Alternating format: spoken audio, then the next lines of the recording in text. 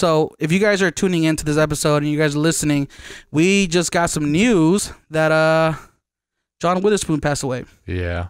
Pretty sad, man.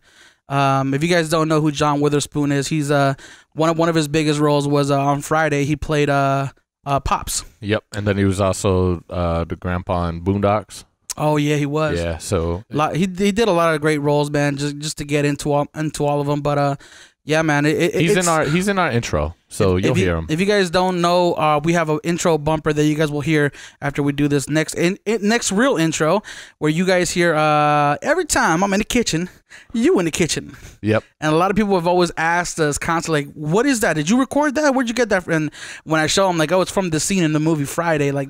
That was the inspiration for the intro to the podcast. Yeah. So, R.I.P. to a legend. I don't want to get too sad. Yep. But thank you. R.I.P. to a great man. And without further ado, we're going to cue the real intro right about now. Love y'all. Hello, everybody. Welcome back to the Morning Dinner Podcast. It's your boy, Keem Chuck. What up? And before we even get started with this video, I'm going to say it. Bro. Don't forget to subscribe. And then like. And then leave a comment, please, because we need that ish, guys. We got Santana Bakes in the house. She is a baker and she does cakes and whatnot, dude. She does a lot of dope stuff. Yeah, I'm really excited for this episode. Are you hyped? I'm so hyped. I did not just walk up the stairs. Yeah. Without further ado, we present episode 82 with Jessica Santana. Did you just burp over my intro? Every time I come in the kitchen, you in the kitchen, in the goddamn refrigerator. I sure am hungry. Oh, I'm gonna get super nervous now. Well, you're good. Just come to the Morning Dinner Podcast. Jessica Santana, we got you in the house today. Real quick, for people who are watching this episode right now, and I keep moving this thing around like it's going somewhere. You're holding on to it like real quick. It's one of those insecurities about podcasters. Like they're constantly like worried about how they sound and like, am I good enough yet? See, I feel like I don't want to get too close to this because I'm like, good. I can hear my own echo. You're good. It sounds good. Yeah, you're good. For people who are tuning in, Jessica, can you let people know who you are and what you do? Okay, so my name is Jessica Santana, and I'm a cake decorator. I was gonna say at home, but I'm an at-home cake decorator. You're a professional cake decorator. I'm a professional, yes. So I have an at-home studio. That's what I meant to say, yeah. So I'm fully licensed, and I just work from home. So that's the only difference between like having an actual storefront and working from home. But you're licensed. Yes, so I'm fully licensed. So I have all my permits, my health and everything, and I have everything framed and put in, like in my kitchen. We have a lot. So wait. We got a lot to talk about. Oh, go ahead. Why do you have to... You have to get licensed to prep in your kitchen, or what is? So you have to get a food cottage permit in order to be able to like sell food from your kitchen. So it's like you have to go down to the health district and be able to be like, hey, this is what I want to bake, what I want to sell essentially. And then they give you a permit and let you know like, all right, yes, you can do this or no, you can't do that. And then in Nevada, you don't have to have them come inspect your kitchen, but the other states do require. So they'll come in and they'll actually be like, okay, they're going to look at all your kitchen. Like they're going to look at how you store things and how you prep things and everything. Yeah. Or in Nevada, you don't have to go through that? No, in Nevada, they actually don't. Because I had my kitchen ready. Like I was like spotless and clean and everything. And I went in there like, we don't have to check your kitchen. I'm like, dang. Well, because I know like, I know at restaurants, I know at restaurants when you walk in, like, they have to have the A+, plus, B+, whatever. Because I wanted that. I wanted to put it up there and take a picture and have it displayed. You should still make your own. Like, just make my own. Find a template online and just put your name on it. Yeah, just be like, it's clean. I have the city permits though. Like if you go into my house, you'll see it like framed in my kitchen. It's the city permits. It's just I don't have the letter grade because they don't have to come inspect my kitchen. But yeah, so then like just having the cottage permit, that's good enough like for you to be able to sell from home. But then I went a step further and I was like, I want to be an LLC. And so then I went and got licensed with the state and with the county and everything. So then I have those permits as well. Oh, nice. Now that letter grade is only if you get inspected for like the quality of the kitchen, right? Not the quality of the food itself. Well, they have to inspect your kitchen, so they check the temperatures and everything. So if the temperatures don't add up, then that means your food's not good enough. So then it's the quality of your food as well. So for me, because everything's just prepared and then basically you're just picking up, it's not ready to eat. You're not eating at my house. Yeah. They don't have to inspect it. They don't have to come check it. Wow. Damn, that's crazy. Now, how long have you been making cakes for?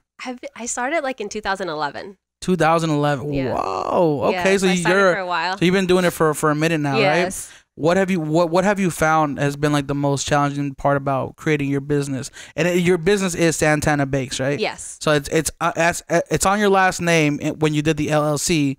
What has been the most challenging part do you feel? Of having the business? Of having your business.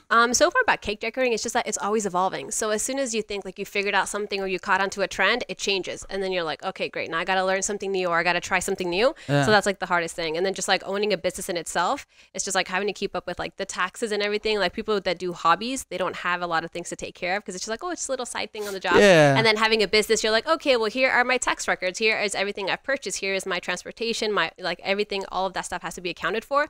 So then you have to keep everything in check, everything in balance. Because you get those write-offs. Do you store I have all no your write-offs. Every No? time someone's like, yeah, so do you write this off for your business? And I'm like, no, you don't write off your car or your phone. I'm like, no, I don't write anything off. I just... Even equipment you purchase for... Well, that I do. Like, so the Okay. equipment, like I bought like a fridge and I bought Yeah. like my mixers, like that stuff I do. But like little things like my clothing or like the fact that I have a cell phone and I do social media, like none of that stuff, I don't write it off. Like I probably should You because that's should. smarter. Yeah. But I've always feel like that's like I think tricking you- the system. And I'm like, No, it's not. Nah. I just don't want to You know get. I don't what? want the IRS to come after me and be like, "Hey, that's so we looked crazy. into this, and No, You because I would could be be surprised Yeah. how much you can write off. You could probably write this podcast off the gas to I get know, here. right? The gas to Yeah. get here. Transportation and everything. Because it's transportation to market your business. I know. If you think about it, right? If you think about it, yes. But then I'm like, that's like a loophole, and I was like, what if you exploit the loophole too much, and then Yeah. now you're gonna have the IRS coming That's for what you? Amazon does. It's just smart. It's kind of what they laid down, you know, the IRS. They're gonna come after the people who don't take care of their tax stuff. Right? I mean, I got First. lawyers in the family. I think I'll be good if anything. Oh, you so, do? Yes. You know what? Speaking of family, let's talk about family because I know like growing up in a Hispanic household because I had a camera. Everybody expects you. Hey, you got a camera? Bring your camera. Yes. We're gonna have a wedding. You're gonna be the photographer or Bring whatever, your right? cakes. Bring your So cakes. I want to talk about the cake part of things. Did your family ever go like, hey, you know, Yes, when I- it's your cousin's quinceañera. Can you make her a cake? Yes. So when I first For free. started, for free, yes. When I first started, I liked doing the cakes, so I would Yeah. just do them like for my sisters and my cousin like that. Like Yeah. it was just like in the family. And it was fun for you, I Yeah, bet. it was Yeah? fun. It was Right. nice. And then like friends started reaching out, and then it was like friends of friends. And after that, I was like, no, I'm charging.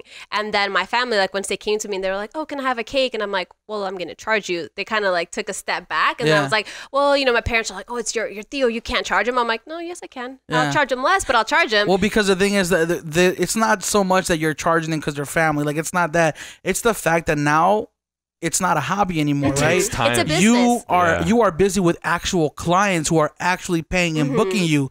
If their family's gonna come in and want your services, like they have to take a place as a customer. Yes. Otherwise, it's disrespectful to everybody else is paying you. Yeah. So then, like, when I have family now, like, up to this stage, like, my family does not order for me Yeah. because they know what my prices are. And Yeah. so then I don't feel offended. Like, I go to parties and I'm like, so you got a Walmart cake. That's cool. Like, I don't get offended anymore. A Costco cake. Yes. Yeah. Well, sometimes they don't even have cake. So we're just going to Really? throw that out there. Yes. Because, like, they know that I'm coming and they'll just, like, they're not going to have a cake there. And I'm like, and if they have it, like, I have no problem against it. And I'll be like, let me have a slice. And I'm like, it's fine. I'm not Yeah. going to get offended. But like Yeah. they know what I charge, so they don't come to me anymore because I'm like, I'll make my own blood pay full price. It's not a big deal to me because business is business. Yeah. So I'm like, it sounds vicious when you say it out loud. You're like, no, they're going to pay full price. But it's like, it's not about the money. It's about like, that's like integrity behind Yeah, it. Like, 'cause this if is they- my business. And if you care about helping me out and supporting me, then like you'll pay what it's Yeah, worth. it's respecting your time.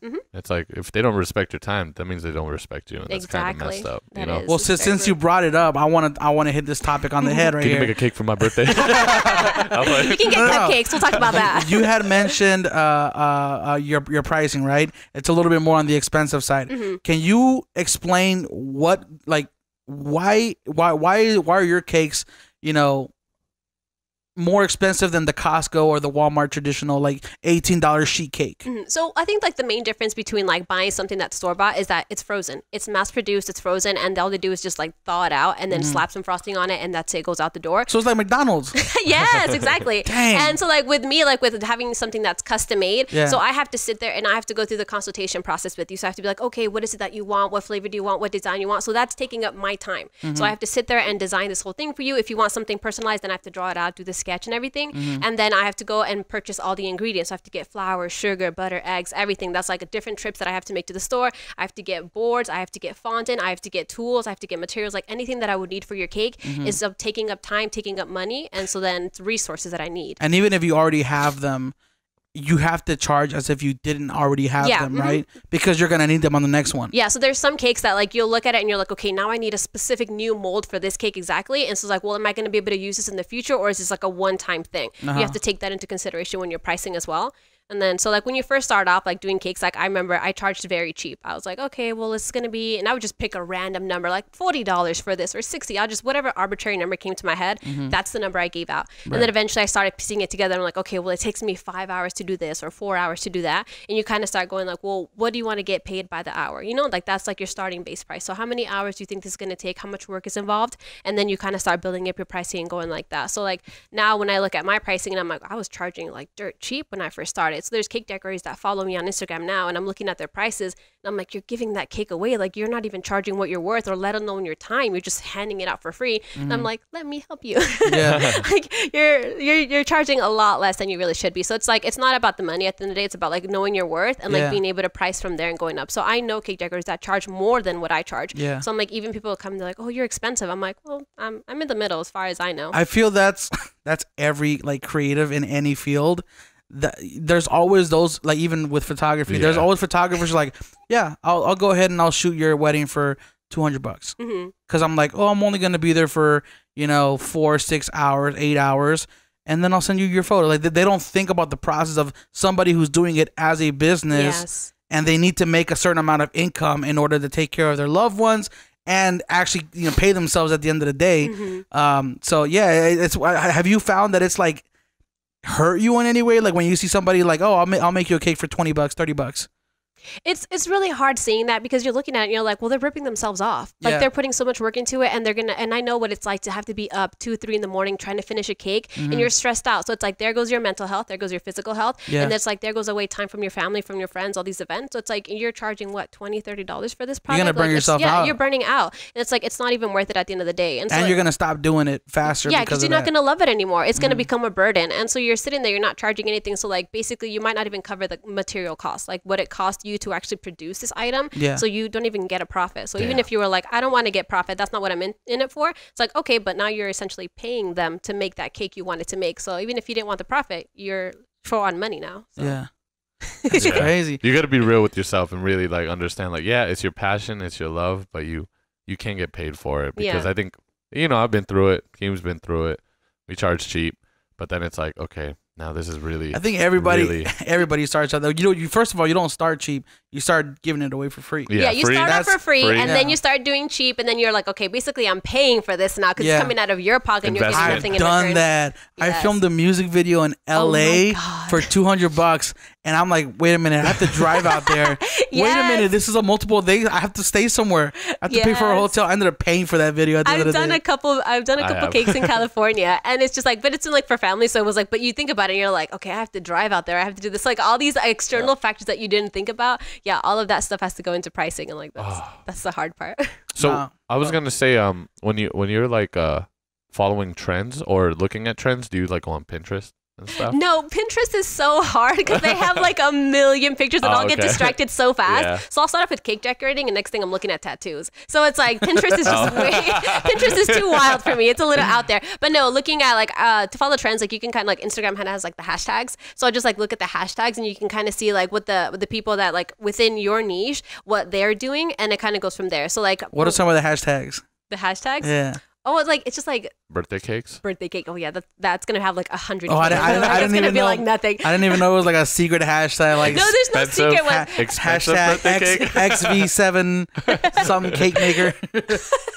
No, like one of the trends that was earlier this year was like a fault line cake, and basically it was like you could see the middle of the cake, and it was like kind of like empty, like it was bare, and then people were putting like sprinkles, they were putting like decorations. So basically it was like there's like a fault line, like an earthquake. It's like the middle of the cake kind of broken up and showing. So like that was like a big trend, and so I just kind of like started clicking on the hashtag because people eventually figured out a name for it, and then from there you could see like what everyone's creating and like what you can get ideas from, and that's how it goes that way. Damn. I want to take it back to the very, very, very beginning. What was it that made you? Let's talk about your childhood here. We're gonna get your mom on. I want to talk about why cakes? Why did you decide to go down that path? Was it do you remember a certain moment where like this is what I want to do, or like what inspired that moment? Well, first off, I have terrible memory, so no, I don't. There's no specific moment. No, I honestly. You're like, if I can remember, honestly, I've been doing it for so long, I forgot. Like, yes, no, seriously. Like, I remember always just wanting to make cookies. Like, it was like cookies and cupcakes and like little cakes. Like, I love doing it. Yeah. So I just wanted to do that. And then my father, he was a chef in Mexico. So then, like, growing up, he's like, oh, you want to be in the kitchen too? Like, let me show you. Yeah. So then I grew up thinking like, I'm gonna be a chef. I'm gonna own a restaurant. That's what I'm gonna do. And it was like the best idea ever. And then once I got into the actual kitchen and I was like working, I was like, yeah, terrible idea not doing this. Like, the restaurant was not for me. Is it stressful? It was not that it was stressful. It was just like working the line was different than what the chef was doing. So the chef was just standing there like yelling out orders, and like it wasn't what I thought it was gonna be. Like, I thought designing a plate. Yeah, I thought he was gonna be creating and like doing all this, like, like all like the big thing. And it wasn't. He was just standing there calling out orders, and it was like day after day after day. And they didn't really look happy when they were doing it. And I was like, well, that's not what I want. And then I started looking into like, okay, well, maybe I want to do desserts instead. And like doing the dessert plate up, like that was actually more intricate because it was like do little dots or a little gold leaf or like a speck of this. And I was just like, that has my attention. Yeah. And then so I was like, well, I always loved cookies and I loved cupcakes. And so I was like, let's go back to like what I was doing when I was a little kid. And then I was like, ta-da, we're going to do cakes. So. Damn. Plus, I bet you went to a lot of weddings and quinceañeras too, huh? Oh, and there was like the cake was the center of attention. Like, it was like what everybody went for. All the quinceañeras, like being Hispanic, like everybody has a quinceañera and you're just like, oh, that's the cake. And yeah. Tell me why though. Like man, when it came down to quinceañeras, like the most of the budget will go to like the decorations and the cake. For a photographer, videographer, give them $200-300 for both of them. You know what I mean? Like that's the last thing to think about. It's crazy to think about like where the prioritization is with things. You know what I mean? When you think about weddings, not the dress. Weddings. The dress was so expensive. I let my mom for my quinceañera. I let her pick everything because she didn't have one in Mexico. She didn't get to have one, so I was like, "Go for it, mom. Do whatever you want." Live through me. I was like, I didn't want one anyway, so she picked literally like down to the shoelaces I wore. She picked every detail. Like I still let her pick whatever she wanted. But yeah, like the dress. Like when we went originally, and I saw a dress I wanted, they're like, "Yeah, $2,000." And I was like, Daddy? And he's like, no. I'm like, okay, Mom, go for it. Did you end up having a quinceañera in the U.S. or Mexico? No, I had it here in the United States. Yeah, we went to California like to look at stuff and everything because they have, I guess, like more shopping over there. Yeah. But then it was here, and then like we invited like the family from Mexico and everybody. They came, they came to see it, and I didn't know anybody. Like I had like one table of my friends, and everybody else was like, hi, hola, buenos dias, hi, and it was like I had no idea who anybody was, and I'm just like, here, yeah. I don't remember anything in the cake. I definitely don't remember the cake. It was not. No. Definitely wasn't popping. She's like, it wasn't my cake. It wasn't my cake. You know what? I think we talked about red velvet recently, you and I. I don't like and because I remember so cake to me, I'm gonna be real. I was never a cake guy. However, when I found ice cream cake, I was like, oh crap. Okay, we can talk about cheesecake later. Cheesecake.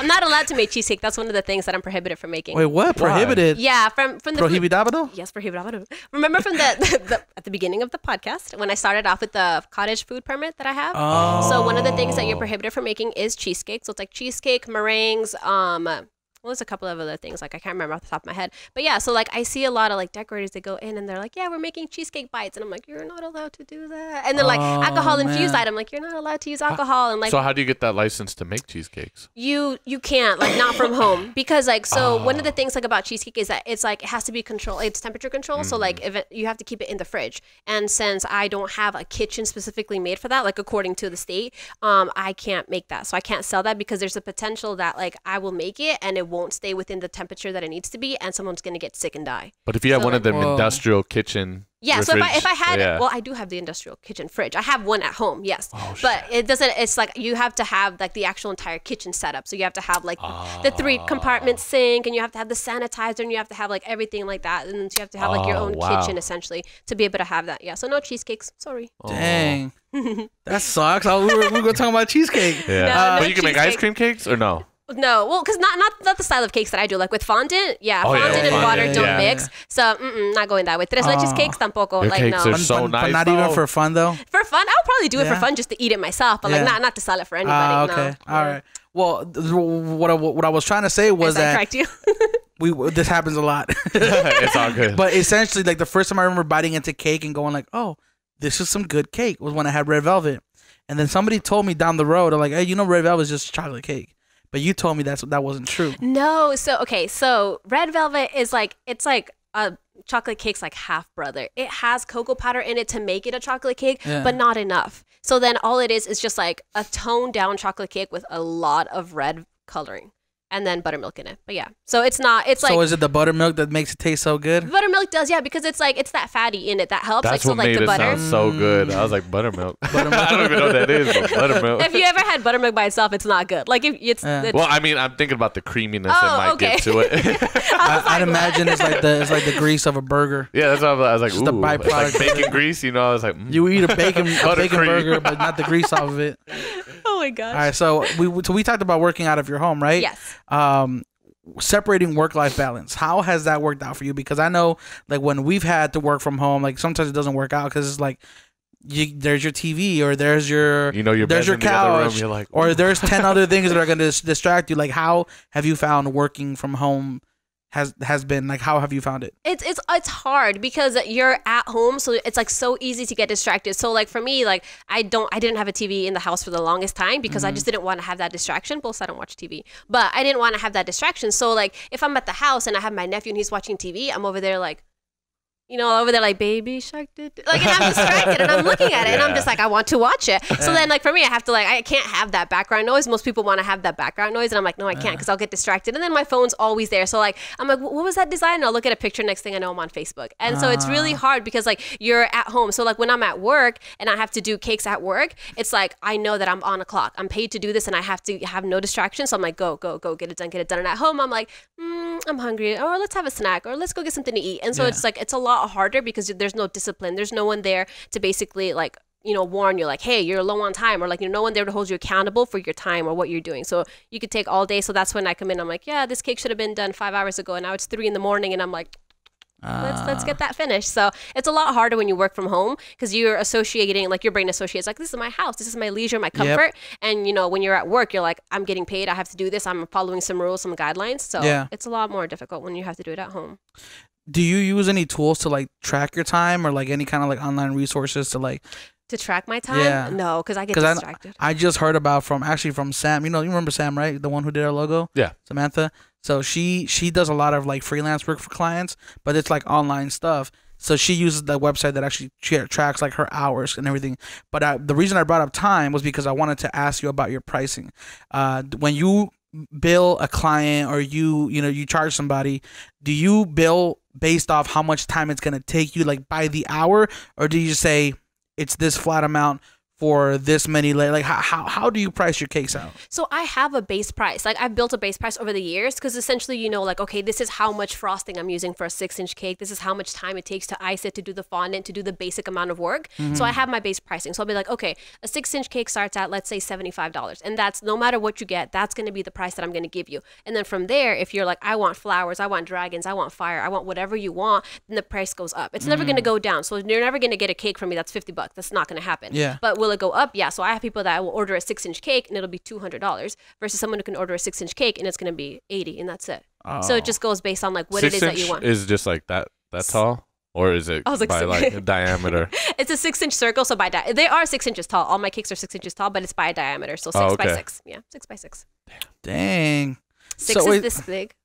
Yeah, I was gonna say, because one of the things that I know with the creatives when they charge by the hour, like they mess up because it's like, what if you're really good at what you do and you finish it in an hour? Oh. Does that mean that you should now get paid less because of how much better you are at it? No, and that's one of the things that I've learned. Like, so like I can do something much faster than somebody who just started. So that's why I have the base pricing, because it's like, this is what it's going to charge for like the materials, essentially, like for making the cake and making the buttercream and the time spent. And then on top of that is what I'm charging you for the work involved in what I'm doing. Wow. So like when I'm at work and we have, I do cakes every day at work. So I know how long it takes me. So I'm like, okay, it takes me like 15 minutes to do a cake. But if I have a new hire and it takes them 40 minutes to do the cake, it's like, I can't be like, oh yeah, well, I'm going to charge 40 minutes. Like when I know it only takes me 15. So I'm not charging like for that time aspect. I'm charging for like the things that I've already figured out, the base pricing of everything else that I've done, like built up throughout the year. So I can do it faster now, but I'm not charging less because I'm doing it faster.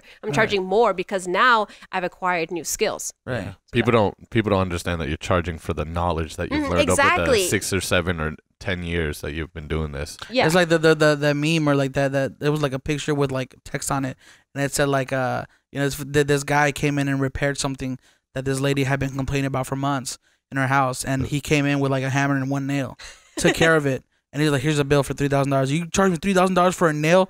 He's like, no, it's for knowing what the problem was and Yes. fixing it on the spot. Exactly. Like, that's what I'm charging you for. Yeah, it took you know what I me mean? 20 years to do figure stuff out like this. Yeah. Like, so you can't So like count you have that like out. artists, like they're amazing, and it's like you can look at it and be like, well, that drawing only took 1 hour. It's like, okay, but how many years did they have to build up the knowledge to be able to do that? You know, to be able to do portraits or to do caricatures, you know, whatever it is that they're doing. It's like it took them a long time to get there. So it's like, are you paying them for that 10 minutes that they took, or for all the training that they have and the quality that they're able to produce for you? It's the quality. How many cakes do you think you've built? You make? I said build per year. Build per year.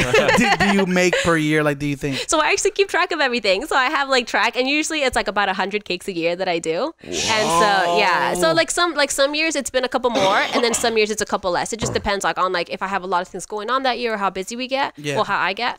But yeah, so like usually about 100 a year. So it's like every single weekend. I mean, there's weekends where it's like Christmas or New Year's or my birthday that I won't take any orders. So then you can imagine, so if there's only 52 weeks and I'm excluding some weeks out, there's weeks where there's like 4 or 5 cake orders. So dang, 100 cakes a year. That's crazy. You think about it. I mean, imagine if you shot 100 weddings a year.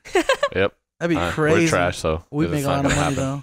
Make a lot of money. Well, it's like that's the number of cakes I do for my own business, and then I work for a casino and I do cakes there, and we do them every week. So it's like if I added that, I'm like at 1,000. 6,000. Yeah, like I'm at 1,000 a year, like for sure. I'm gonna get arthritis in my wrist real soon. Have you ever worked on a cake for a client and then they're like, oh well, I didn't like this, so I'm not gonna pay for it. Yeah, how much are revisions? Like, have you ever dealt with those type of clients? Oh yeah. Don't have to name anybody. Call anybody out. I got their address right here. If you want to know, Sarah, Amanda. right? So I'm John looking at Doe. you, Ashley.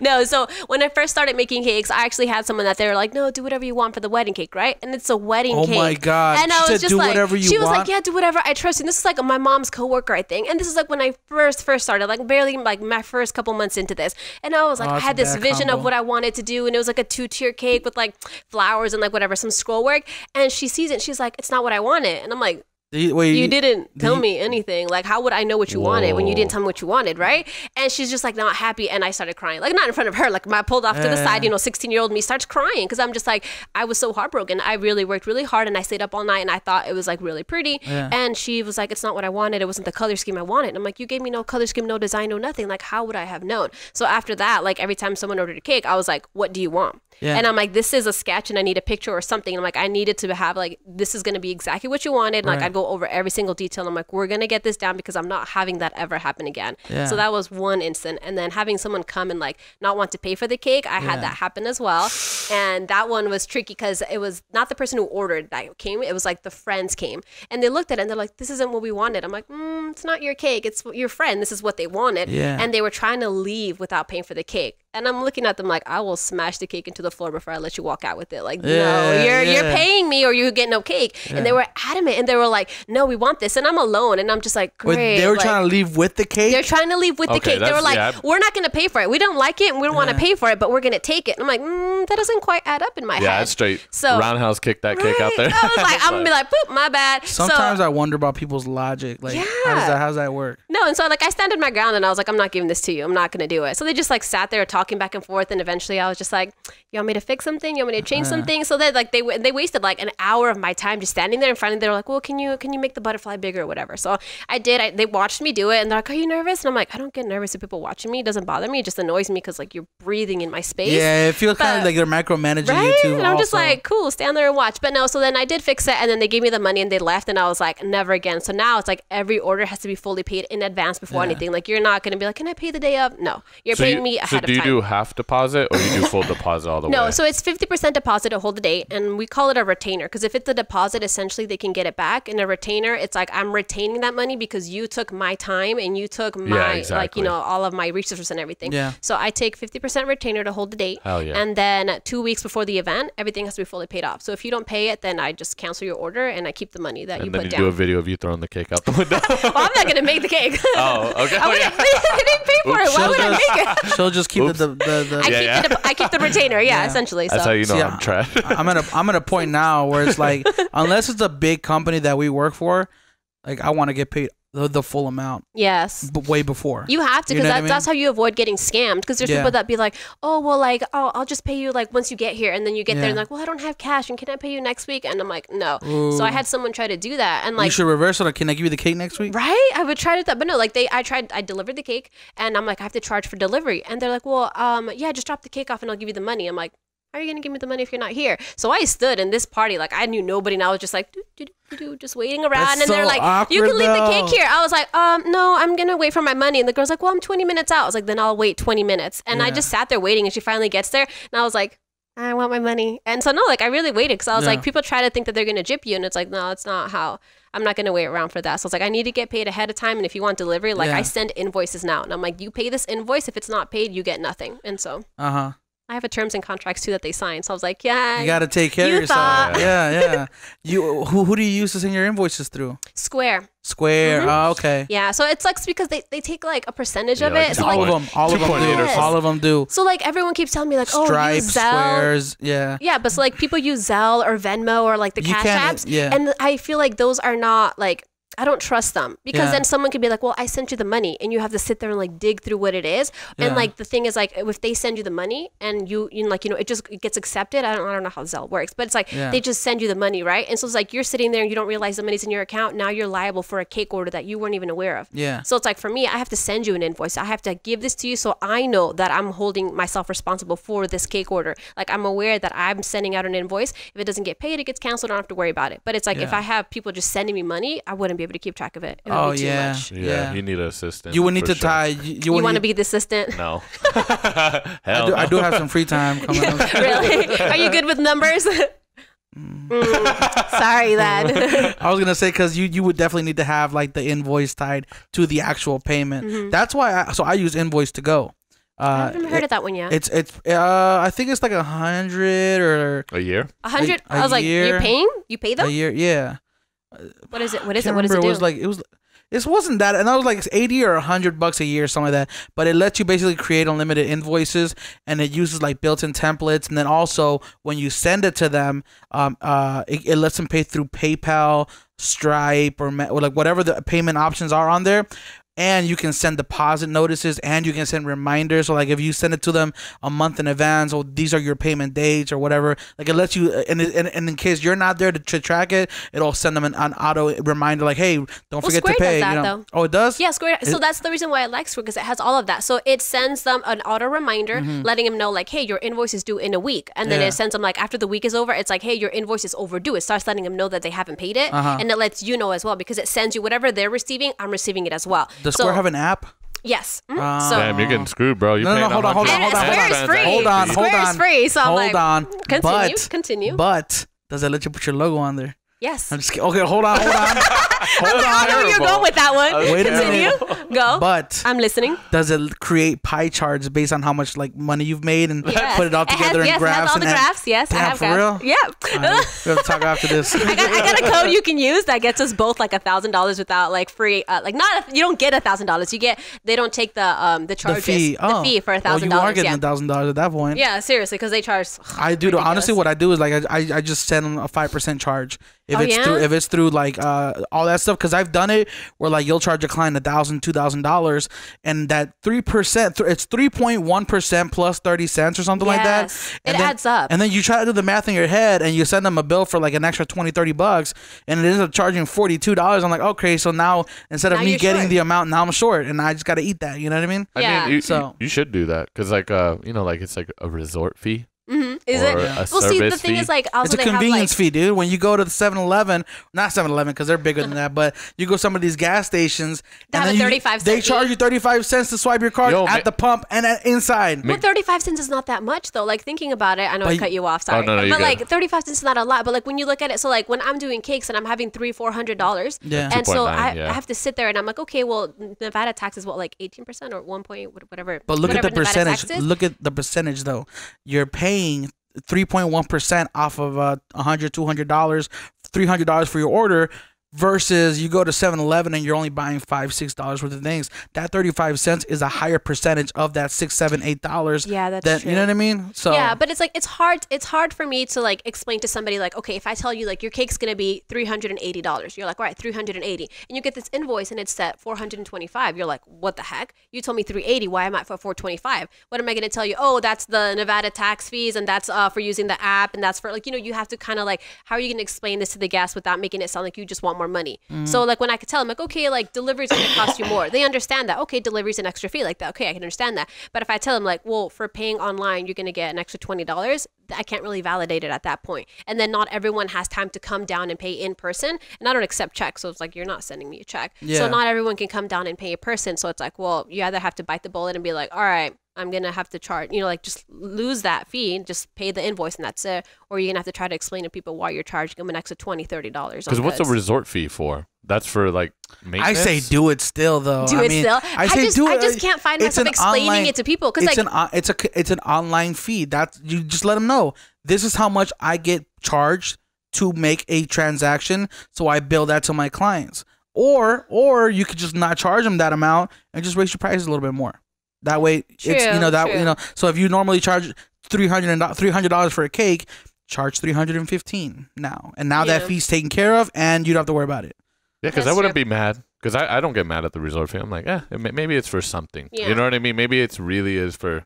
Well, I think it's also you don't notice it. Like when you're checking out and you're just like, okay, this is the total. You don't sit there and you're like, okay, they're charging me for parking, or they're charging me. Like you don't look at what they're charging you versus like if I send an invoice and I've already told you what the amount is. Like you get the I can see where that can. So like that's where like that's the only part like where I struggle with. Because I'm like, if I've already given you a price, it's harder for me to try to go back and be like, well, there's a little extra actually involved in here. So like I do that every time I go to Albertsons. What? I just look over the receipt like, did I get that 20% off? Wait a minute, the eggs were $3.49. What the hell happened here? I swear to God, they said $2.50. No, excuse me. Can we go back and check this? So the only reason I do that, and now I do that now that I'm older. I didn't do that when I was younger. But like, I noticed like when you go to Albertsons, because like, oh, the milk is cheaper there, or oh, the beef is cheaper there, right, per pound. So you go there specifically for that discount. And then you get to the receipt and like, oh, I didn't get that discount. So you'd like, be mad. Now I'm mad. Now I'm mad for I get mad, bro. I'm like, bro, I gotta go walk back and put this back. That was my 20 cents right there. Yeah. One thing I never understood is like the coupon shopping. No. I get that. Actually, my sister's a beast at it. Oh. She's one of those extreme couponers that gets I wish she gets like paid to shop. Like, yeah. Anyways, off topic, off tangent. Continue. I was gonna mention something that I probably shouldn't have mentioned, but yeah, she basically she gets everything super cheap, and it's incredible. Like I'm like, wait a minute, you paid $2 for those Tide Pods? Well, they buy in bulk, isn't that what it is? Like when they do like the extreme couponing, they're buying like 50 something or like 20 or whatever. Like they're buying in bulk when they start doing that. I have no idea what the process is like. No, yeah, they buy in bulk. Like you have to buy. You have to buy like. That's why they have like 100 soaps. Like, yeah, like you get home and you're like, wow, you must really like to wash your hands. That's a little creepy. No, but some people like the couponing because like, yeah, if you find somewhere cheaper, right, you're going to want to do it. Yeah. But then it's like one of the things that I always tell people to think about is like, okay, if you're going to go to like 7 different stores, like you're going to go to Smith's, you're going to go to Walgreens, you're going to go to Albertsons, you're going to go to all these different places. Yeah. Are you taking into consideration like the gas that you're spending and the time? Like what's worth more, those 20 cents you're saving or your time? For me, it's my time. So like I'll go to Smith's because Smith's is right around the corner and people are like, no, but you can go to Costco and buy in bulk and it's cheaper. I'm like, yeah, but Smith's is right there, and you got to drive 20 miles to get the Costco. Like I'm gonna go right there. So that's the thing too. Like what I was trying to get to was the gas stations. How like but it's 5 cents cheaper over here, or did you use your 5-cent coupon? Like when you really add it up, it's like $1. Yeah. Like am I gonna inconvenience myself, go somewhere super further just to get that $1 off? Sometimes, look, so the only times I will go to Costco to get my gas is if my tank is like empty, so I can really capitalize on those extra 30-40 cents that they give you off. Which is a lot. Because if you think about it, like if I just need to get half a tank, it's like, okay, well, I'm going to get like $1, $2 discount. But if I go to, if I'm empty and I got to fill up the entire tank and it's 19 gallons, like, okay, well, now it's like $4 or $5. Yeah, it is a tank. Like, what do you drive? 400. I'm bad with cars, so I don't know why I asked that. I drive a Mustang. That's all I know. It's a gas guzzler. What is it? Isn't that like 6-cylinder? So wouldn't that be a gas guzzler? I don't think so. It's no? like, I don't think so. How much does it cost to fill up your tank? Like 40 bucks. Oh, okay. Maybe. Mine's like 60. Oh my goodness. Yeah, my dad's truck is like 80 something now. Dude, my parents, when I used to, they had their expedition, it was like $100 to fill that thing up. Oh, yeah, that and I expedition. didn't know that. And so it was like my first job, and my parents were like, we're going away for the weekend. You can take the expedition. Yeah. And they left it on empty. So I'm like, I got to get to work. I go in there, and I put the little thing, and I'm waiting for it to fill up, and it's going up and going up. And I'm like, excuse me? Like, oh my God. And it was like at 96. I'm like, you're not getting a full tank done. Like, we're whatever we're at. That's it. You're not topping it off. Yeah, no, hell no. I've never seen those numbers. That's why I'm so happy when I had my Corolla back in the day, and it cost me like $32. I'm like, yeah, my shitty little car. Yeah. I spend like $28 and it's full, and I'm like, I Yeah, get like 36 miles per mine's gallon. like I'm 35, yeah. 40 bucks. Like, yeah, 35, 40 It feels so bucks. good. It's like, oh yeah. all right, back on track here. Back on track here. But like talking about like inconveniencing yourself for cheap, so like it Yeah. comes like it makes you think about like cakes. Like people will come and they'll ask about my prices, and then they'll go and they'll ask for somebody else. Like, and I always tell them like I'm not offended. You're more than welcome to go and ask. Shop around. It's fine. But it's like I look at like the quality of the work. It's That's like, what you should do. That's how you should explain it. Like, just spend the money with me, or you're gonna inconvenience yourself shopping to 20 When you different don't cake like that. makers, and you're not gonna like it. I can make Save exactly yourself what the you want, time, yeah. and I'll give you what you want. Just take this record. Take Just this Take part. this little clip, clip right send here. it to your clients, and let them know that you're gonna waste time looking for any. You're gonna go to Cardenas. You're gonna go to Cardenas Costco and find out. No. Yeah, and they're gonna mess it up. They're gonna spell it wrong. I spelled birthday wrong once on a cake. It was Oh, hilarious. you don't. We'll cut that part out. edit that. No, I fixed it. Like I was writing and I was like BIRT, and then I just like skipped over it, and I went to take a picture and I was like, Birthday. that's not Birthday? birthday. And I was like, Birthday. take it off. That's tight. I want to talk about because so I think I first found out about you maybe like a year or two ago, and it's because I don't know if it was like somebody shared one of your images on Facebook, because you're on Facebook, right? Mm-hmm. Yeah, Facebook. And it was a cake design. I don't remember which one exactly, but it must have been something that I was like Dragon Ball Z or something. Mm-hmm. I don't know. It was a very well designed cake, and I'd never seen anything like that. I was like, wow, that looked like somebody took some time. So then I checked out your cakes. You have a variety of different cakes. Like you do a bunch of different designs. Mm-hmm. What has been one of your favorite designs to work on? Favorite designs, it's Mario, because I love Mario.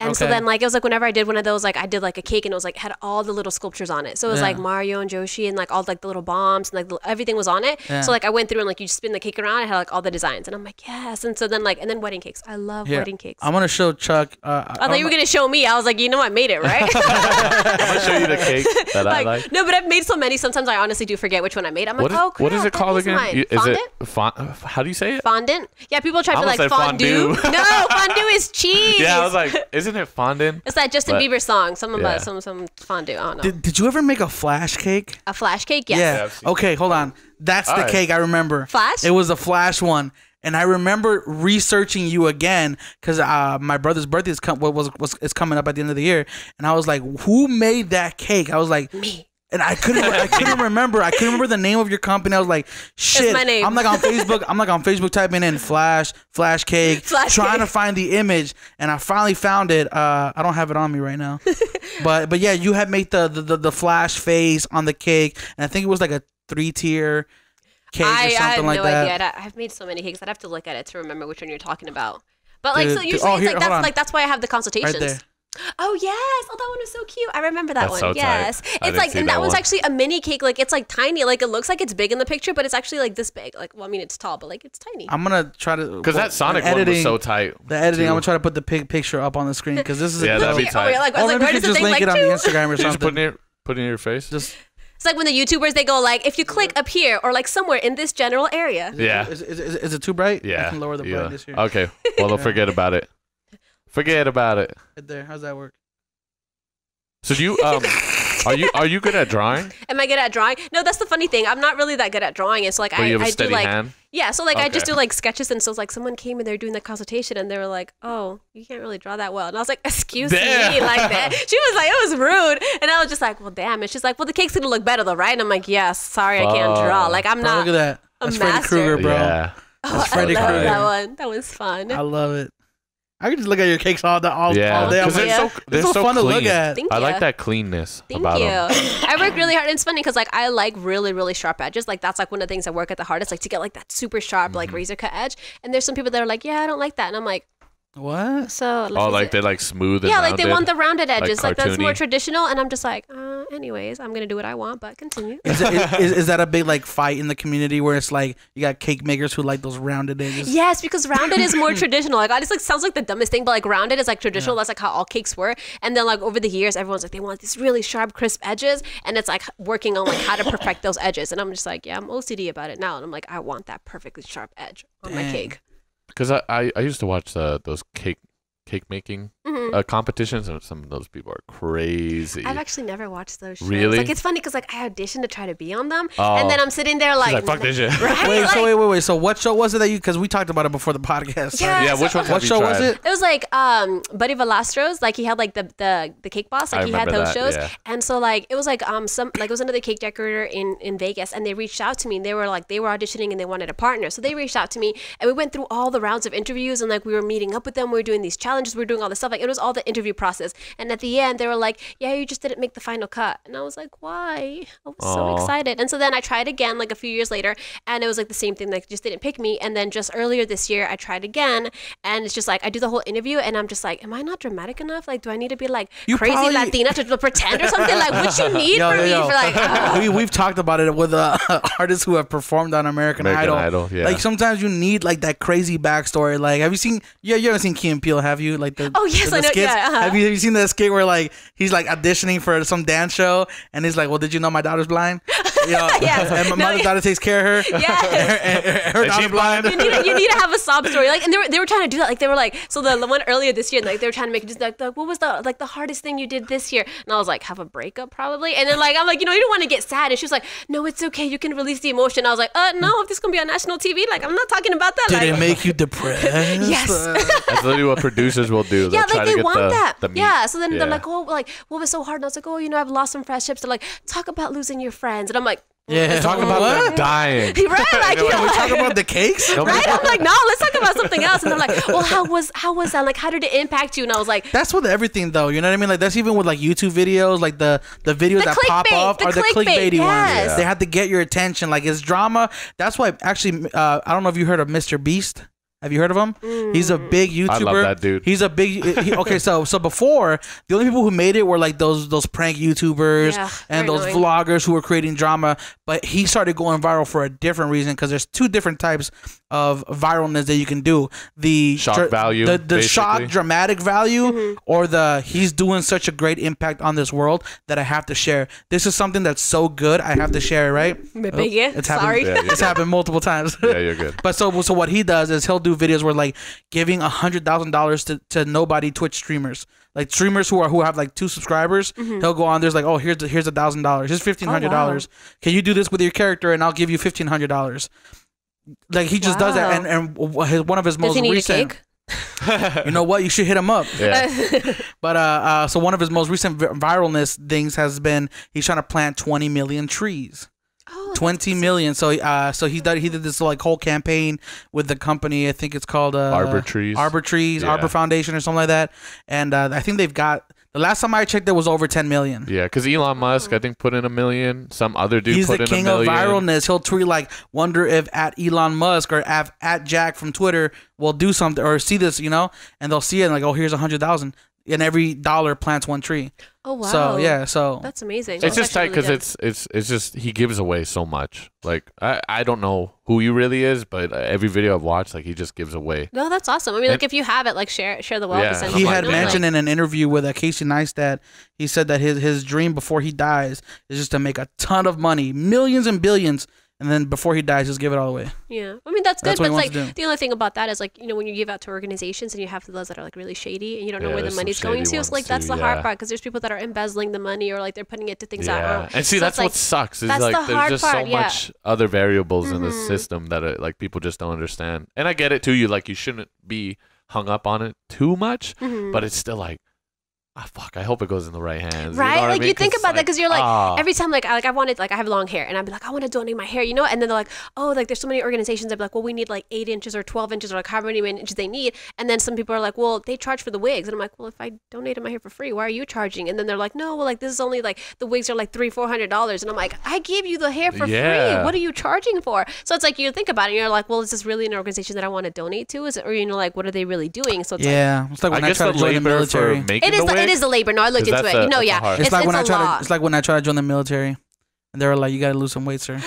I'm trying to help you guys. My brother wants to join the military. You tell me you don't want my help? Uncle Sam can't handle. All right, cool. Can't handle this. I can get a desk job. No, my brother wants. I can get a desk job. My brother wants to do the military, and they told him the same thing. Like he needed to lose some weight, and then like it's like he has asthma, so like certain things like that. Yeah. And so then I'm just like, oh, good thing I've never wanted to do the military because I was like, like yelling in my face, like I'm gonna cry. Like some things I'm not good for. Like some people, I'm pretty sure some people go into just for that. They go in for the free cars, actually. Like, you know, the money. The free what? That's the free cars and the money. Oh, and those benefits too, man. I mean, if you're a psycho, that's a perfect place to go. Right? You know what I mean? It hides all the dark qualities. But it's like, well, we just had Josh on the podcast, and he mentioned because he wasn't using the military, and he just bought his first property, and he got a loan from the VA or something like that, and he basically like didn't have to pay anything. And he bought like a quadruplex.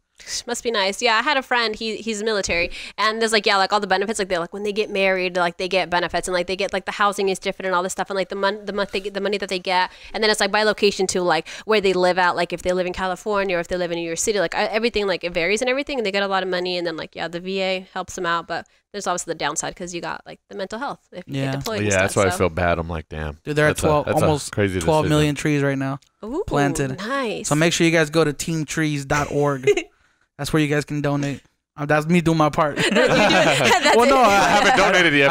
I did donate $5. Yeah, man. I did too. $5. It's not a lot, but it's $5. We all donated. If everyone donates $5, I can imagine where you'll get to. So, yeah. If everybody donated a penny.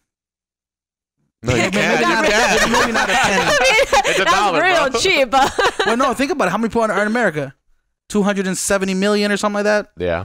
A penny. Stop trying to do all this calculation. I know, right? I was like, look, definitely at least I wasn't ready for these What's questions. the tallest cake you've ever made? Like the biggest. The tallest cake? Yeah. Chuck hitting you with the hard hitting questions. Okay, so I've done I think it's like 5 tiers. So if each one is 6. Tiers means. So each one is layers would be like layers of cake. Like so then the tier is like 1 tier, 2 tiers, 3 tiers. It's 6 inches. 6 inches, yes. Yeah, 6 inches for every tier, yeah. And I've done 5 tiers, so 5 times 6, 30 inches. Weddings. Yeah, weddings are usually the tallest ones. So like for birthdays, like they don't like I've had people that come to me and they're like, yeah, I need a birthday cake for 100. And I'm like, do you really? Like 100 people for the birthday? And I'm like, no, I don't think so. Yeah. But like then they get like a smaller cake, and then they get like cupcakes and cake pops and all the other stuff as well that goes along with that. But the weddings usually are the ones like the tallest, they're the biggest cakes. Yeah. And when making the cake, what's the? Because I know, did they usually use sponge cakes or is it just cake? It's just cake and it's circles, right? And then you just stack the circle or this. I was like, I don't know where this is going, but yes. I don't know. That's what I watched on the show. Yeah, there's cake inside, and like it looked like I think it was sponge cake. I swear to God it was. This is the point where we talk about the process of making a cake. How do you make it? Yeah, explain to us the process of making a cake. I think that's what he was trying to ask. Yeah. Crack the eggs. No. Yeah. Okay, so there's eggs in cake. What? Yeah. Yeah. I just look dumber than you right now. Are you serious? Okay, so I've seen it. I've seen people like crack eggs when they're making cake, but I'm just like, where do they go? What do you mean? They just crack it for good luck, bro. Bake. Yeah, right? Throw one in for good. It's the protein. You know a little bit of protein with all that sugar. No. Yeah, probably. No, so yeah. So okay, so basically like to make the cake, like you can find recipes online, and basically like most people like they either find a recipe online and they'll tinker with it a little bit. So like let's say like the elevation is different in your hometown, or you want it to be a little sweeter, or you want it to be so like Americans tend to have like things are sweeter, like our cakes are sweeter versus like the UK or anything like that. So like yeah. Wait, did you say elevation? Yeah, so the elevation, like so like okay, so if you live in a city that's on top of a mountain, what difference is that? It's the oven, the baking temperatures and everything like that. That's it affects crazy. it. So like if you've ever looked on a cake box, it tells you like if elevation of like whatever 1,000 feet or whatever that is, and this is like increase like this amount. And Never this seen baking that. I mean, no wonder why all the cakes came out like. No, I mean it does affect it. So like I haven't had to bake anywhere crazy. else besides like the only place I baked is like here in Las Vegas and in California. That's it. So there's really no difference there. But like if I was to go and be like, okay, in Colorado I'm gonna start baking a cake, it's like the elevation difference would be a little bit different. So I'd have to like do my recipes and be like, okay, so like what do I need to, fix, is it the baking temperature, the time, like the baking powder, soda, whatever, like, what is it that you need to change in order for your cakes to still produce the same way that they do like when you're making them here in Vegas. So yeah, so then like the elevation does play a difference. Then yeah, like the sweetness or whatever you're going for. So like, if you're going to be here versus like someone in the South and they're like, no, they really want like fresh fruits. Well, like in Vegas, we're not really doing fresh fruits. We're a desert, Yeah. So it's like you kind of take those things into consideration when you're making your flavors essentially. So then you bake the cake and then you make your frosting and then it goes cake, frosting, and you have that. And that's one tier. That's your base. And then you put the fondant. Well, you have to ice it. You also have to put frosting on the outside, and then you put the fondant on top, and then you put like whatever decorations. So you could put like chocolate decorations. You could put fondant decoration. Then I they love have like fondant. That's what the sugar's at, right? The what? That's what the sugar's at, right? Oh yeah, the fondant. It's funny because a lot of people they say they don't like the taste of it, and I'm like, it's made with marshmallows. Like most, like if you get it, it's like marshmallows and powdered sugar, and you mix it together, and that's fondant. Yeah. So when they're like, I don't like the taste, and I'm like, you don't like marshmallows? Or like, so I guess like it's interesting. Like if you buy pre-made fondant, then like there's some of it that they have like a hint of like a vanilla or like maybe like a lemony taste or like a chocolatey taste, something like that. So like I can understand that, but no. If the fondant is strong enough and the inside is fluffy enough, you can make it a taco. What? You can make it a cake taco. You can make it a taco.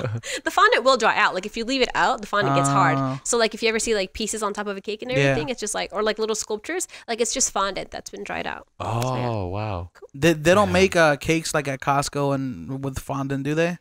I think they recently did start doing that because I've seen, and it's like, it's crazy because like I saw a picture like on one of the cake websites and it was like the Costco cake is like $60 and I'm like, for something I'm charging like $250 for, they're selling it for like $60. Yeah. So it's like you look at it and you're like, okay, like, is that my competition? Like, is that who I have to compete against? Like, I'm not lowering my prices. But they're not going to do what you do though. No, yeah, they don't customize it. No, yeah. They're not gonna talk to a customer and like say, okay, well this is something I can do. I'm gonna put another layer. I'm gonna put a tunnel through it. Like they're not gonna do what you do. That's the beauty in it. That's like when we saw picture people out here charging $20 for photo shoots. They're like, I'm gonna do 100 photo shoots for $10 each, and I was like, because when you talk about big business like that, they're volume businesses. It's like Walmart with the photos. They charge like I think it's like $15 or something, and they give you 100 photos. I'm like, all right. Wait, Walmart does photos? I don't know, something like that. It was one like, of the, look, we're they talking print about photos. This. No, it was like it was. They do like they have photographers. I think they had like I don't know if it was Walmart. Yeah. I think it was in the mall. That's a business idea right there, bro. It was crazy though, bro. It was like $20 and you get like 50 or 100 photos. Yeah. I was like, it's crazy. Damn. Like I was wondering for the longest time why my sister never booked me, and I was like, oh yeah, you go to the mall, picture people's there, and I think she always is a couponer. She always has a Groupon, so it's like, oh yeah, we paid like $35 and we got like 8x10. Yeah. We got a bunch of wallet sizes and we got a photo shoot with professional backgrounds. I'm like, oh, well, I'm not gonna do that for $35. Right, I'm not gonna do that. Yeah. No, that's why like my family like when I want to do like cakes and stuff like that. Like, oh yeah, well you can make cupcakes. Then I'm like, oh yeah, $45. And they're like, for cupcakes? I'm like, you can make them yourself. Like that's cool with me. Like, and everyone always says like, well I have an aunt or a cousin or uncle whatever that does that does cakes whatever. And I'm like, yeah, well I'm somebody's aunt, uncle, cousin. Like, well, I'm not somebody's uncle, but that's I'm why when I somebody's saw family member too. So it's like, yeah, go ahead, go with whoever you want. That's when I saw you do the birthday cake deal. I was like, okay, this is my chance. I'm gonna order some cupcakes. The birthday. That's the first time I've ever done that. Actually, I was like, for my birthday, like I was like, I don't want to just sit at home and do nothing. Yeah. So I was like, I want to do something. So I was like, let's just make cupcakes. Like, I wish it was your birthday more often. Right, me too. Shoot. No, but it was funny because I was like worried that no one was gonna order cupcakes, and I was like, I'm gonna get 0 hits on this. And no, I actually did really good. So I was really happy. Nice, congrats. Like, yeah, so I was really excited about that. That's kind of like what Sonia does with her when it's her birthday. She does the photos for the people. Oh yeah, that's cool. I think she charges like $20 or something. Yeah, that's cool though, because it's like a community building thing. Yeah, you communicate with people and everything. Yeah, and it's like a way to build yourself up. So like for people that haven't tried your well, as far as cakes go, like that haven't tried my cakes yet. It's a window. Like, it was a good way to be like, oh well, here's like try cupcakes. So people will be like, oh well, can I have a tasting? And I charge for tastings. So like people think that they can come in and just like have a cake for free because they're gonna book with me. And I'm like, because what happens if you don't book? Then I made you a cake tasting for nothing. So I charge for my cake tastings. So I was like, cupcakes is the way. If you want to try flavors, like buy a cupcake. Yeah. I don't sell them individually, but buy cupcakes. Yeah. Now we had talked about this before the podcast started. Was the fact that oops, sorry, you're good. I'm surprised we're not fucking up that much. Yeah. Oh, like I'm fidgeting over here and I'm just like trying to keep my hand, because every time I put my hands down, like I see your mics move and I'm like, I'm slamming too hard. I'm trying to fidget. We had talked about the fact that you brand and market yourself as a cake maker, right? Yes. You can do cupcakes, you can do cake pops, you can do all these different things. But what is the reason for our listeners who are tuning in that you brand yourself as a cake maker specifically? Well, because when I first started, like, it's like, what do you want to be known for? And it's like, do you want to be known for making cupcakes or for making cookies? Like, what is it that you want people to come and be like, that's the person that I go to for this? So it's like, I wanted not to be like that cake lady, because that sounds weird, but like, I wanted like, right? Like, so I wanted Sounds like cat lady. Yeah, that sounds like I'm the crazy cake lady. No. So I wanted to be known for doing cakes. Like, that's what I wanted to do. And like, eventually, like now, like I wanted to start marketing towards like doing wedding cakes, but wedding cakes is like, that's kind of once in a lifetime, you know, if you're good, once in a lifetime type of thing, you know, like people aren't getting married every other day. So it's like, you have a client and they're going to get married, you make their wedding cake, and it's like, well, if you only make wedding cakes, that's it. That's it. One client, that's it. But if you do other cakes, like, okay, so they got married and now they're having their firstborn child and have the baby shower and they have the baptism and they have this. So then you can follow them throughout their milestone journey versus like if you market yourself too strictly, like to only one thing, then it's like, well, you kind of set yourself back from having repeat customers. So then for me, I'm like, well, I want to do cakes. So it's like, can I do cupcakes? Yes. Like, but am I going to take an order for just cupcakes? No, it's not worth my time. It's not worth the time to invest and to just make one order of cupcakes or 1 dozen cookies. It's not worth it. Right. So you do offer cupcakes, but like as kind of like an add-on to. As an add-on, yeah. Okay. So if you like, so if you come to me and you're like, all I want is cookies, I'm happy to refer you to someone who does cookies as a specialty, because I'm not going to do that myself. Right. No. But if you're like, well, I want to do the cupcakes, but I want a cake as well, I'm like, all right, come on in then. What let's about talk cookies about the and cake? That too, right? Cookies, yeah. So I've done like cookies, cupcakes, cake pops, and then like chocolate dipped like Rice Krispie treats. Oh, that one's good. Yeah. Those are good. Everything sounds so good. That's literally just like a sugar rush on a stick. Yeah, yes, that's all it is. That's my favorite thing. This is a question that I had kind of like on the side. I don't know if I was gonna ask it or not. Go. What's the weirdest cake you've ever been asked to make? The weirdest cake? Yeah, like the weirdest cake. I don't know, because I've done X-rated cakes, but I try to take them off my Instagram because I didn't want to go that way anymore. Because it's like you have like a pair of boobs. That's where you would go. Yeah. Because we've been asked to do some crazy things too, like for photo and video. So like I was wondering what like. Was it like AVN Awards was like, oh, we're having an after party and we want a cake, and then they were like, we want it to look like this. Like, no, I chose to step away because I did have a couple people that they wanted like the penis cake, so they wanted like the boobs, and so like I did a couple, and it was like for bachelorettes and stuff like that, and then I was kind of like, like, do I really want to be known for that? And I was kind of like, yeah, no. It's like kid cake, wedding cake, right? So it's like, yeah, no, and then also like the thing is like people get so like they're so touchy about this. So it's like, you know, if you're scrolling through Instagram and you post an explicit picture and they'll be like, oh my God, there's children on here. And you're like, all right, cool. Why'd you let them follow me? You know, so it's like you kind of have to like sit there and like put like all these like precautions, like, okay, explicit comment, you know. First of all, why is your 12-year-old on Instagram? Tell me about that. Like that's your parenting. First off, illegal or not illegal. Not right. That's illegal. I think it's technically illegal, isn't it? For a little kid to have an Instagram? I think you have to be 13. Oh, actually, I don't know about that. I thought you had to be like 13 and older. I don't know if it's like one of those like goes back to the whole terms and conditions that we did not read. Terms and conditions that we don't read. No, right? No, yeah. I decided not to do explicit cakes, but no, yeah. So like I've had like that's one of like probably like the weirdest things people have asked for. Other than that, like most of them are pretty generic. They're like birthday cakes, like I want my face on the cake or I want my kid or something like that. Can you print on the fondant? Print on the fondant? No. So but they have edible images that you can do. So it's like a sugar sheet. Yeah. And then you just put they like print with like edible ink, and then just like a nice little picture, and then you can put it down. The only thing with that is like you can't really like wrap it around something. So if you have a circle, it's like a piece of paper. It's not gonna bend easily. So it's like if you try putting it like on a circle, it's not gonna go right. So it's like kind of like you have to put it on a flat surface. So that's the only downside. But edible images are like they're really good if you want like a clean image on there that you can't personally like paint on. Like I'm not gonna paint. That's not my forte. But like I'll print a picture for you.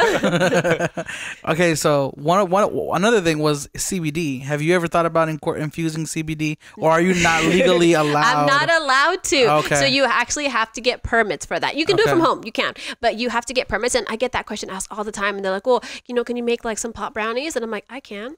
I'm not going to though, but like I could if I wanted to. And you just like you have to get permits. And the other thing with that's like there's like a content level that they restrict. Yeah. So it's like some people, someone's gonna come to you and be like, yeah, I want to get high as hell off of these. Like, yeah, I'm restricted to how much I could use if I wanted to. So you better eat all of them if that's what you want. So yeah, like there's a lot of like legal stuff that goes into that. And this is before it was legal that I was even like looking into it. And I was like, no, I don't want to have to jump through all those hurdles. And then like, I don't want to have to sit there and like keep track of like 2 different businesses, because like once I start marketing, like, oh yeah, I do like, CBD or anything like that. That's a whole like a whole nother niche. Yeah. So it's like, you're going to have to keep track of those and like little orders like that. Eliza does that. Eliza, because Eliza makes all the pot brownies and lollipops. That's something we didn't ask her when we had her on. Oh, we did? Yeah. Okay. What was the answer? Okay, back on track. No, yeah. So you need licensing to do that one. Yeah, so I mean, definitely. there's a lot of people that like you could do it without licensing and stuff like that, but it's on you if you want to get caught. Like people that do like alcohol infused desserts, you're not allowed to do that because like the second you're reselling alcohol, it's illegal. Especially in the state of Nevada because like we are known for gambling and alcohol. So like how are you gonna sit there? Spirits don't fuck around. Like how are you gonna sit there and try to take from the state itself? So like so alcohol infused items like I don't do that either. Like I'll give you the little like pipettes or the little things or stuff like that. You do it yourself. I'm happy to provide it for you, but I'm not gonna infuse or put a bottle in there. Like if you bring a bottle, cool, I'll put the bottle on the cake, but I'm not gonna buy the bottle for you because that's illegal. So I can't. Yeah, very illegal. Yeah, that's very smart of you. Mm-hmm. I had you to got to take these precautions. Yeah, you're a business all the precautions owner. You got to take. Yeah. Smart. At the end of the day, it's your baby, it's your business, right? You want to take care of it. You don't want to jeopardize it. Mm-hmm. So yeah, like that's one of the things I had to think about. Like once I decided I wanted to get like all my certifications and everything, because I was like, okay, I'm just doing this from home and it's just a hobby. It's essentially like it's under the table. Yeah. And I was like, okay, the second that I have like one upset customer or like one bad friendship end, it's like there goes everything I worked for, and like I care more about my business than anything else at that point. And I was just like, yeah, I can't have someone mess that up or take it from me. That's what I want. I didn't want someone to take it from me. So I went and I got all my illegal stuff done. And then that's when I started like my terms and conditions so that I could be like, okay, if someone comes and they order a cake and they're upset, like what is the process I'm going to take, to go through that? And I'm like, well, you signed a contract and it outlines XYZ. That way I know. And then I had my cousins, like had them look it over and I was like, from a lawyer's standpoint, like, did I do this right? Is this the right wording and everything? And so like, just like to protect yourself, because that's what you always want to do. Like, that's my baby. Now you had mentioned that you had gotten LLC, and we talked about this last time, Chuck. You said an LLC does not protect your liabilities or your personal assets. Because that's one of the things that we talked about is the fact that when you get an LLC, it's supposed to be so that you separate yourself from your business, your personal assets from your business assets, right? So like, let's just say if somebody did get some kind of poisoning or something, they can't sue you personally for your car, your house, correct, right? That's what an LLC is supposed to do. But Chuck was saying that it's not true. Then Chuck was wrong. That they can take your personal assets. Wait, no. Did I say that? That's what you told me. Oh, pull up the clip. Pull up the clip. You were telling me that at some point they can go, like, they can take your personal assets by doing some kind of like fancy footwork in the. No, I was talking about when, cause like let's say you close down your LLC. Yeah. Let's say you let it fade out, and you can still get sued. Like let's say you were selling, I don't know, clothing or something. Yeah. And you close down your LLC, people can still go and sue you. People can still bring up lawsuits even though your thing is closed. Mm-hmm. Like that's what I was saying. But they can sue the LLC, not you. I think now since it's faded out, now it's just you. There's no entity anymore. It's gone. So now it's gonna go towards you. It was something Kevin. So just keep that. No, well, yeah, no, but I mean, like with the cake, if anyone was trying to go like to bring like something up about that, it would be like a food poisoning thing. It'd have to be at least like within the week. You can't come back a year later talking about I got food poisoning. You'd be surprised. Well, I mean, how would you prove any of that? That's true. And then like one of the things that I put on my my little terms and contract was about food allergies, because people try to be like, oh well, like you didn't tell me. Like no, it's like it's on you. You were supposed to specify. It's in the on you. Like if you have any allergies or you need something specified like that, that's something that you need to tell me and that you need to tell your guests. So I always tell everybody, like, I don't offer gluten-free items because my house is not gluten-free. And like my house, like I have peanut butter and I have all these things. So I'm like, I'm not going to try to sell you something that I can't guarantee myself. So I'm not going to sit there and be like, oh yeah, I'll do peanut butter for your dairy-free. Like I'm not going to do dairy-free because, my cakes use dairy. It's buttercream for a reason. So it's like, I can't provide this for you. So I'm not going to sit there and be like, oh no, yeah, let me just like really clean my stuff. No, it's a no. It's not going that way. That's smart though. Smart. So do you ever want to do like a storefront one day? Like have like I've thought about it, and it's like I don't know. I go back and forth on this because I can totally see it downtown right now. Yeah. Santana Bakes. downtown. Yeah, that's right the there. place. Where's That's the that? place to be. You want to make cakes, Right? No, because like I've thought about it, and so it's like, okay, if I open up a storefront, like, and I'm doing like cupcakes and things like that, like I'd have to man the front, and then it's like, when am I going to get time to do cakes? When am I going to have that creativity? Well, if you'd I'm have a sitting team. there. Yeah, But see, like I'm so proud of being the one woman team. Like I have like that ego that's like I did this by myself and it's all me. And then to have to give it up and be like, okay, well now I have me and like XYZ, like all these people helping me. So I'm like, I don't know about that. Like I've thought about doing a family thing. Like my dad helps with deliveries. So I'm like, okay, like what if I can get my mother and my father and like you know my brothers and like all of them like to help out. Like I'd be cool with that. Like to do it that way. That way it's like I still get to keep the Santana bakes. Like I still get to keep that because it's Santana, all of us. And then like, you know, to do it. But I'm like, yeah, to get all my family on board, it's gonna be a little tricky. So I was like, we're not going that way. And I just like I've thought about the storefront thing, and it's like I don't know, you'd have to have like new cupcakes every week and like all this stuff, and it's just like it's not for me. I've thought about doing a studio, like that is something I'm open to, like just to have a storefront where people can come to do consultations and come to have like the tastings and like do all like the pickups and everything. Space, Yeah, like an office space essentially. Yeah, Okay. like you know, like without having to. So dope. That's what I want. Like that's honestly what I want. Like I just want the studio and that's it. Like that's all I want. I don't want to have to be there making cupcakes every single day and like You'll having start to. that baking show. And you partner up with somebody who knows how to do like a graphic element or what's it called, that program where you design 3D stuff. You can still have somebody come in and do the cake preview, and they build it in like After Effects. That would be you tight. can have like the 3D rendition of They it. have apps where you can actually like build the cake on there and then like show, and it's like a picture, and you can rotate the cake and look at everything. And but I mean, you got to pay for these apps, but they're amazing, and you can like show it to your clients so they have like a visual of what their cake is gonna look like before they even buy it. Have you thought about maybe doing that, or do you think it's buying not the necessary? app? No, because I feel like at the level I'm at right now, I'm not like I'm not interested in that. Like, why would I be paying this extra fee monthly? You know, to be able to provide. Oh, it's a monthly thing. Yeah, so it's like because it's an app, so it's like you have to pay monthly. It's not like a one-time fee. It's like you pay. It's like a subscription. You know what? We can officially say like we're from the era where you paid a one-time fee for something. Like nowadays, everything's subscription. Monthly. Yeah, you know, you pay It's monthly. smart though. It's so smart though. It is, but it's also like, you know? come on, man, just make one version of it. I don't need any updates, and if I do, well, we wait a couple years. There's no money know? in that. Well, it's hard. That's what Like if they do like a one-time fee and then they provide so much more content now and all this stuff, and it's like basically someone who paid like $10 for it now gets all of this content, all of this free stuff, and it's like they're getting so much more than what they paid for versus someone who just bought it that day is paying like $300 or whatever. So it's like that's why people try to do like monthly subscriptions, because it's like now they can increase the content and this and that, and they can kind of like. Well, I mean more like let me pay $10 for this and give me no updates.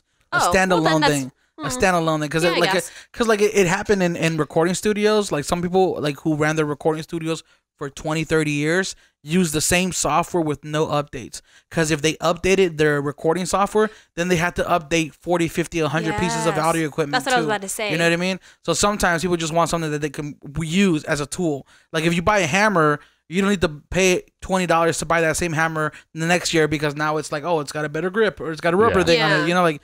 You just need a hammer. You Yeah, know but it's mean? like that. It's how you mentioned the compatibility of it though, because it's like if like even like with your iPhone, like all of a sudden like it'll be like this app is out of date. It needs to be updated by the publisher, and you're just like, great, I can't even use that anymore because the iPhone keeps updating itself. It's definitely so it's a money like, thing. Yo, can I just say something real quick? Go. Dude, my brother unlocked my phone last night with his face.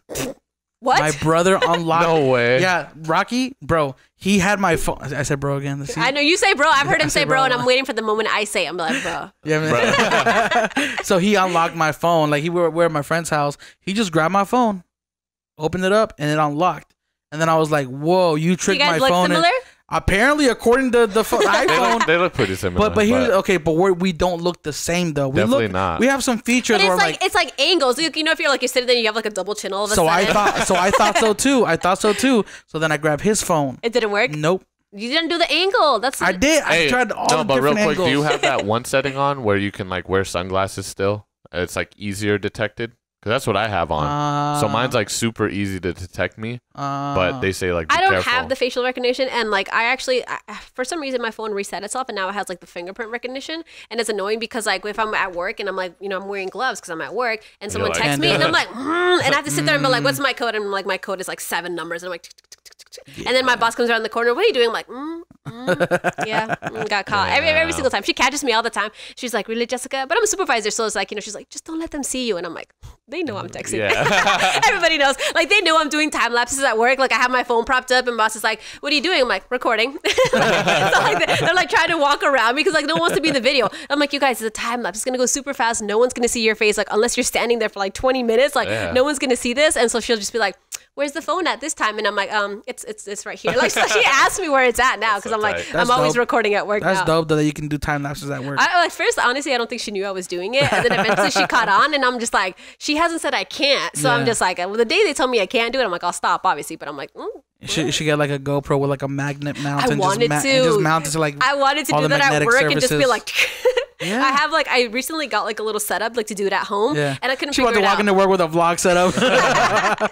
Like, don't mind me, you guys stay on the left hand side. I'll be good right here. Like, you should do that live streaming. Like, people just love watching people do. Like, I watched it, like this one girl, she just paints, and I'm like, damn, it's funny because my boss asked me, she's like, why do you even record yourself? And I was like, well, people like it. She's like, well, who would like it? I was like, obviously not us. We do it every day, but like, there's people that are like, this is so soothing, and I'm like, it's me making a cake. But like, people actually. Well, think about it. People spend hours just listening to ASMR videos. Like, people have time. I was gonna start doing it, but I'm like, nah, that's gonna be weird.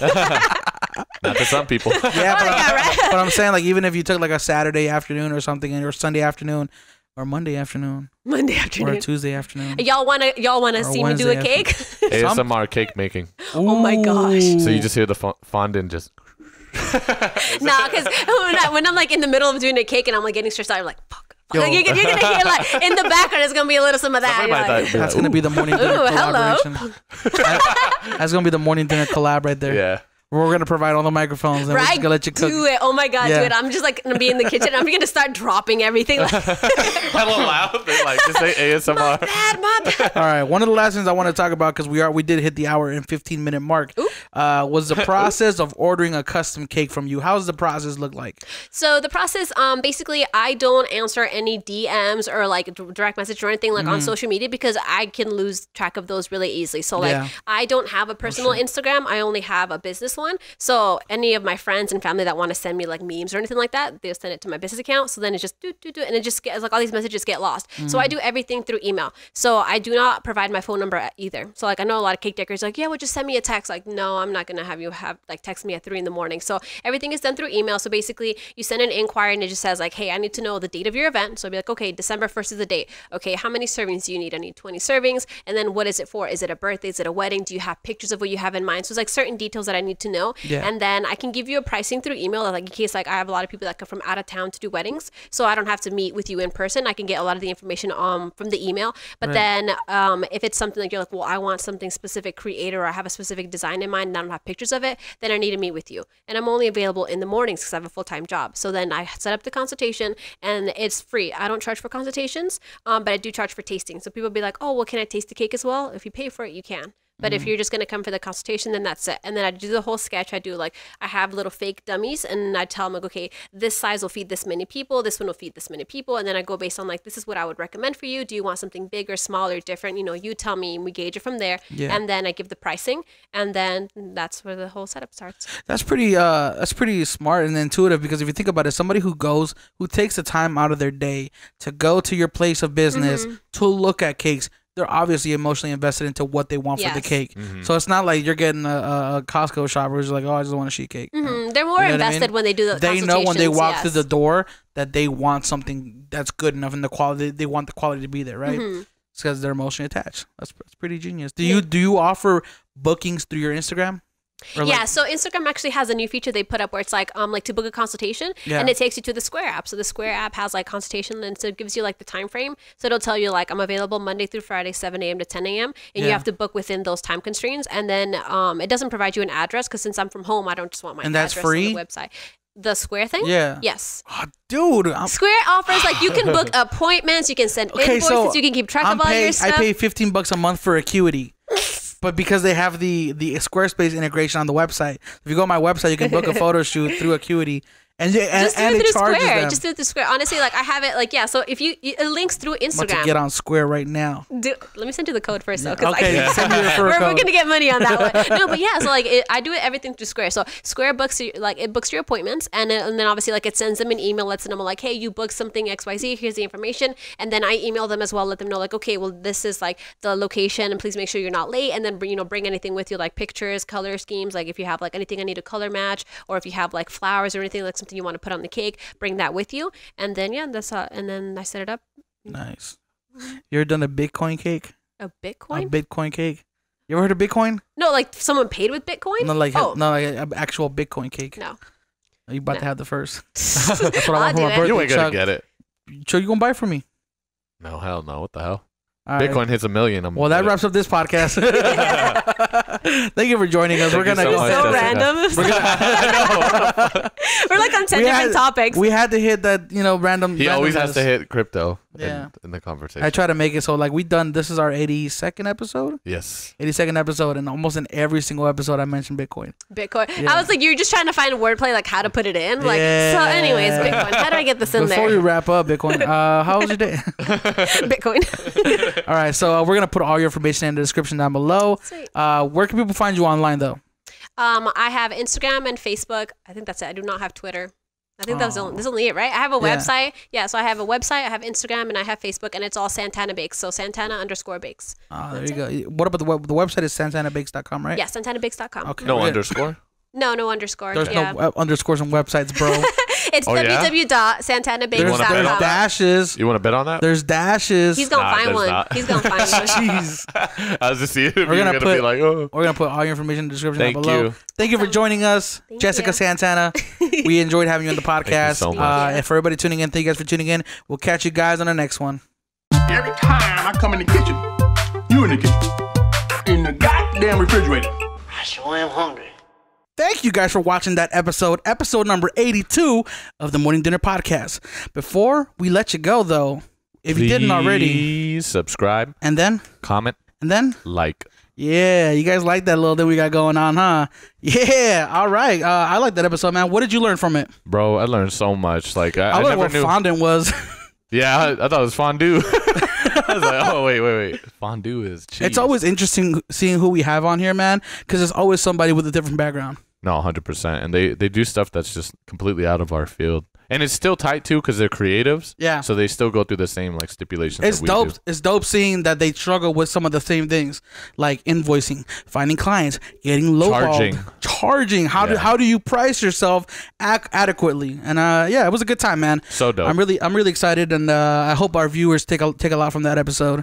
But yeah, I'm gonna let you all go. But before you go, like and comment, subscribe, and you know what? Before I let y'all go, don't forget to donate to teamtrees.org because we're trying to get that 20 million trees planted, boy. 20 mil. You know, we ain't playing with no 20 mil. We ain't playing, boy.